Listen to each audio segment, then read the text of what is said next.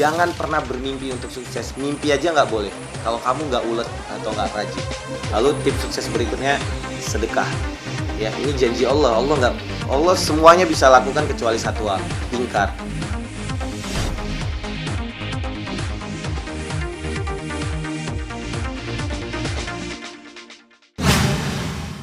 Iya, karena kan saya bisnis dari nol ya.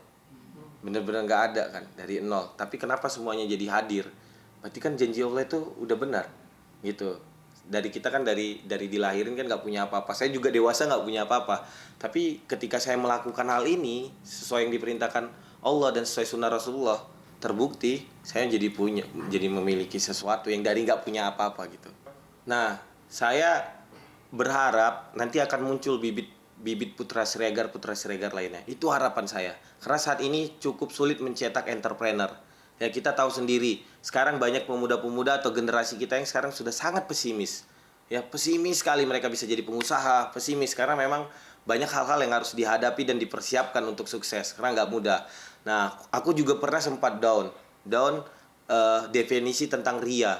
Ya, itu sempat down banget, dan aku udah lama banget gak ngeposting apapun yang aku lakukan. Tapi akhirnya waktu bahkan semalam sebelumnya saya begadang itu sampai minta petunjuk sama Habib, ada Ustadz Taki Malik juga, ya, definisi dari ria. Jadi ria ini ternyata was-was setan gitu. Ketika dia bilang itu membuat kamu nanti lebih jadi malas berbagi gitu. Ya jujur sih, karena selalu bahas tentang ria, akhirnya saya terkadang jadi malas berbuat gitu. Padahal ini setan gitu, was-was setan. Jadi tetap luruskan niat, karena yang tahu niat itu hanya Engkau dan Allah. Seperti itu. Jadi akhirnya saya lebih lapang dadanya. Karena menurut saya juga sukses itu bukan dari banyaknya harta, bukan dari seberapa tampan kita, bukan seberapa populer kita, tapi definisi dari sukses, definisi dari bahagia menurut saya ketika kita bersyukur. Ya, bentuk syukurnya itulah dengan sedekah dan sebagainya, sehingga nanti Allah lapangkan dada kita. Gitu. Gampang sih, waktu itu misalnya saya lagi merasa sempit nih. Ketika saya kurban saya merasa lapang. Kembali lagi yang punya hati saya, hidup saya, raga saya nih ada Rob yang ngaturnya. Jadi memang benar-benar ketika melakukan ini dada saya lapang gitu. Jadi orang nggak bisa menjat seria, menjat sini. Nah, itu dia yang sebenarnya paling penting diketahuin orang lain. Tapi jangan lihat suksesnya, lihat perjalanannya. Saya pertama nggak pernah lihat ibu saya. Jadi saya memang benar-benar sendiri dari dulu. Sendiri. Adalah orang tua saya yang saya anggap orang tua saya juga ya, orang tua angkat, tapi saya tetap menganggapnya mama saya di Medan.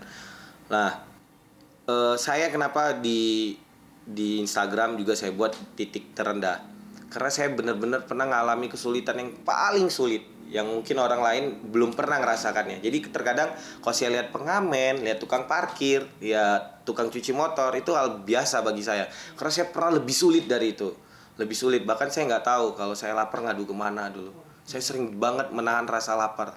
Dulu itu benar-benar, saya nggak tahu ngadu, kan saya nggak punya orang tua. Bahkan kalau saya mati nggak ada yang tahu. Nah, di situ saya sering ngebayangin itu. Ada sosok yang bisa ngebantu saya, ngasih saya makan, ya, ngasih saya uang jajan, tapi sosok itu nggak pernah muncul. Makanya ketika saya dewasa, saya pingin sekali menghadirkan sosok tersebut, sosok yang saya imajinasikan dulu waktu kecil. Saya waktu kecil sering banget itu ngebayangin, mudah-mudahan ada yang bayarin uang saya sekolah, mudah-mudahan ada yang beliin buku saya sehingga saya bisa tetap bersekolah. Saya akan doakan dia sepanjang hidup saya gitu. Tapi ternyata sosok itu nggak ada yang muncul. Paling ada beberapa seperti guru saya yang membiayai saya sekolah gitu. Karena alhamdulillah saya berprestasi sekolah, hampir selalu juara satu seperti itu, dan ketua OSIS dan ketua kelas juga. Jadi saya, itulah harapannya. Jadi waktu kecil itu saya udah mempersiapkan kesuksesan dengan apa? Mencari uang. Jadi saya sekolah itu seperti mencari uang, seperti itu. Dulu saya dari kecil kerja di pasar. Ya, kerja di pasar seperti ngobrol tomat gitu, 2.000 gitu, atau jual buah. Nah, manisan, salak 2.000 itu saya lakukan dari kecil banget. Yang saya kalau sekolah itu selalu diajakin teman-teman, tapi saya nggak pernah peduli itu proses yang harus saya lalui gitu. Saya nyemir sepatu itu cuma dapat 1.000 doang, tapi nyemir sepatu itu bener-bener kita kaki orang, alas kaki gitu, harus kilat, harus itu. Tapi walaupun profesi saya seperti itu, saya harus melakukannya dengan baik gitu. Ngamen itu saya lakukan, nyuci motor itu bener-bener gajinya 1.000 2.000 pada waktu itu. Definisi saya berbagi juga bukan karena saya kaya atau punya saya banyak, tapi karena saya pernah susah gitu. Sama seperti halnya, kenapa saya bisa membangun perusahaan saya dengan baik? Karena saya nggak mau mereka merasakan sakit apa yang saya rasakan dulu. Contoh, saya dulu hidupnya kan numpang di rumah orang. Saya tahu banget sakitnya numpang di rumah orang, tahu banget betapa perihnya numpang di rumah orang. Ya kita tidur nggak tenang dan sakit-sakit hati lainnya. Jadi ketika saya membangun perusahaan saya nggak mau mereka sampai kekurangan makan. Saya nggak mau sampai mereka nggak nyaman. Jadi saya buat senyaman mungkin. Jadi itu yang membuat saya bahagia. Ketika saya bisa membantu banyak orang dan membantu orang lain dengan apa? Dengan mereka tidak merasakan sakit yang saya rasakan dulu. Sehingga sebenarnya kesuksesan juga berkat doa-doa dari keluarga saya.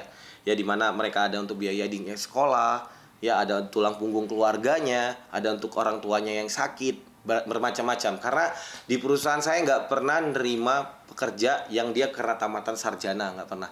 Saya nggak mengutamakan tamatan, saya bilang. Mau kamu gembel, mau kamu nggak punya tamatan, nggak sekolah, yang penting kamu punya kemauan, dan itu nggak mudah. Dan alhamdulillah saya udah bisa mencetak ratusan entrepreneur dan mereka udah menyebar di seluruh Indonesia. Dan mereka bukan sarjana, S1, S2 atau S berapa. Bahkan mereka saya ambil dari yang putus harapan, yang mau bunuh diri, yang nggak punya tempat tinggal. Saya didik pelan-pelan. Seperti itu. Kalau pertama awalnya ya gitu. Kalau saya kan memang dari kecil hidup di pasaran ya, udah biasa debu jalanan lah, merasakan hiruk pikuk debu jalanan, berteman, bagaimana kita bawah pintu rezeki itu dari relasi, dari silaturahmi dan dari berteman. Dan terbukti mungkin tanpa bantuan orang-orang terkenal seperti itu, influencer, selebgram, youtuber, artis, mungkin saya nggak bisa seperti ini sekarang. Bahkan ada beberapa artis atau selebgram yang promokan saya, sekarang dia kaget saya lebih terkenal dari mereka gitu. Itu hal yang fenomena menurut saya. Nah itu awal ke mereka, ya udah saya satu aja yang saya niatkan. Ketika saya kenal dengan orang lain, mau dia itu pejabat, mau dia itu artis, mau dia orang hebat, satu saya niatkan, kalau bisa dalam berhubungan itu saya memberi manfaat ke dia dan saya tidak merugikannya. Seperti itu sih yang saya tanamkan. Jadi akhirnya mereka senang dengan prinsip tersebut, karena memang dasarnya kita mau membawa manfaat berteman dengan mereka gitu. Banyak mungkin manfaat, mungkin dia jadi ingat sholat gitu, jadi ingat akhirat, jadi yang dan berbagai macam lah. Sebenarnya definisi bahagia atau sukses itu macam-macam ya. Ya, definisi sukses atau bahagia gini nih. Ketika kita punya uang 100.000, asalkan kita bersyukur itu udah terasa banyak gitu. Tapi kalau kita punya uang mau 10 miliar, mau berapapun, kalau kita nggak bersyukur itu tetap terasa kita nggak bahagia dan nggak sukses. Seperti itu sih menurut saya. Jadi saya sekarang mendapatkan, maksudnya bisa memiliki materi yang lebih banyak daripada dulu. Tapi sebenarnya yang buat bahagia itu bukan materinya gitu. Karena dulu saya nggak punya materi segede ini, tapi saya makan lebih enak, lebih ini. Kok sekarang kan lebih banyak pikirannya kayak gitu. Jadi intinya saya bersyukur sih. Jadi memang dari berapa ya, 10 tahun lalu lah saya udah merasakan cukup gitu, merasa cukup. Dan paling terpenting itu tadi, ketika saya banyak minta nasihat dari ulama, dari kiai, ya Islam itu nggak dilarang buat kaya. Dengan Islam kita bisa lebih mudah kan membantu banyak orang gitu, menolong banyak orang, seperti itu sih. Oh ya, kebetulan kan harus ada pertanggungjawaban sama rekor muri ya. Gitu. Kalau kita sih untuk kurban bohong, wah kita tahu sendiri dosanya kan. Makanya, tapi kebetulan karena tim bersemangat untuk rekor muri yang mudah-mudahan nanti anak-anak muda atau generasi lainnya bisa termotivasi lah, bukan hanya tentang kurban ya, mungkin karya atau sebagainya seperti itu. Jadi memang ada laporannya, yaitu kebetulan aku punya tim kan yang hebat juga di multimedia, yaitu terima kasih banyak Finger Fest namanya. Jadi memang mereka saya rangkul, mereka hebat, bisa mengconnecting dari semua kota dalam satu wadah. Jadi akhirnya bisa di situ bisa kita buktikan bahwa kita memang kurban di hampir di seluruh Indonesia. Dan ini tidak mudah dilakukan karena kita harus punya network, harus punya jaringan. Kebetulan PS Store itu merakyat lah, hampir ada di semua tempat. Sehingga untuk perealisasiannya pun alhamdulillah jadi berjalan lancar. Dan banyak juga relawan atau PS Team yang memang membantu luar biasa. Seperti di Aceh itu dibantu sama Rama, relawan yang memang dia senang PS Store untuk membantu saudara-saudara kita Rohingya ya gitu. Jadi sampai ngalir ke situ. Nah, Palestina ini juga gitu. Waktu Covid kemarin saya kerjasama kan sama beberapa organisasi seperti Syam gitu. Akhirnya mereka memberikan nasihat kepada saya untuk kurban juga di Palestina. Mudah-mudahan sampai ke sini doa-doa dari keluarga kita yang ada di Palestina. Kalau harapan saya benar-benar ya, negara kita adalah negara yang besar. 270 juta penduduk. Dan ingat, kita pernah dijajah karena faktor apa? Adu domba, ya. Sekarang SDM kita sedang tidak baik-baik saja. Contoh, banyak saat ini orang yang main game. Ini contoh aja ya, main game. Mereka berpikir bahwa main game itu bisa sukses. Bener bisa, tapi 1, 2, 3 bisa dihitung jari atau 10. Ya, mungkin EVOS atau Just No Limit atau siapa. Kita hitung 10. Tapi yang main game ini berapa ratus juta orang dan berapa ratus juta orang yang rusak, hilang fokusnya. Karena game ini buat kecanduan. Tapi bukan berarti melarang untuk game. Karena di game itu juga kita bisa sosial, ya tapi definisi dari makhluk, kita kan hidup makhluk sosial ya. Makhluk sosial itu yang kita bertemu langsung, bukan hanya di media sosial. Itu sih menurut saya.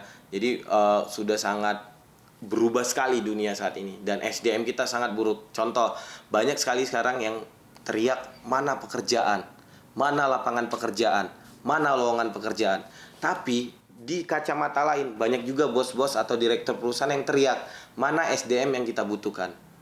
Nah, hampir nggak ada. Kenapa? Sudah tidak terlatih, tidak terdidik, dan hilang fokus. Seperti itu. Jadi harapan saya tetap boleh main game, tapi percaya deh, kesuksesan itu butuh persiapan. Kalau misalnya ada yang berpikir, wah kamu udah umur 27 tahun, bisa cetak orang ratusan, entrepreneur, bisa seperti ini, bisa seperti ini. Tapi saya mempersiapkannya dari kecil. Kalian masih dikasih makan sama orang tua, masih dilindungi orang tua. Saya dari kecil udah harus melindungi diri sendiri, sudah harus belajar sendiri gitu. Seperti itu. Dan tips untuk sukses, sederhana sekali. Jangan pernah bermimpi untuk sukses. Mimpi aja nggak boleh. Kalau kamu nggak ulet atau nggak rajin. Buat mimpi pun nggak boleh. Aku mau sukses, tapi dia nggak ulet atau nggak rajin. Jangan pernah bermimpi. Karena sampai detik ini aku nggak pernah menemukan orang yang sukses tapi dia nggak rajin. Karena saya satu hari tidurnya aja paling 3-5 jam. Kadang 2 jam. Seperti itu. Karena memang butuh bekerja keras. Lalu tips sukses berikutnya, sedekah. Percaya deh. Ya, ini janji Allah. Allah semuanya bisa lakukan kecuali satu hal. Ingkar. Allah nggak bisa ingkar. Kalau sedekah, Allah pastikan akan diganti berlipat-lipat ganda. Sedekah bukan hanya harta, ya, bukan hanya ilmu juga sedekah. Senyuman juga sedekah. Seperti itu. Itu sih kunci sukses, pegang 2 itu insya Allah.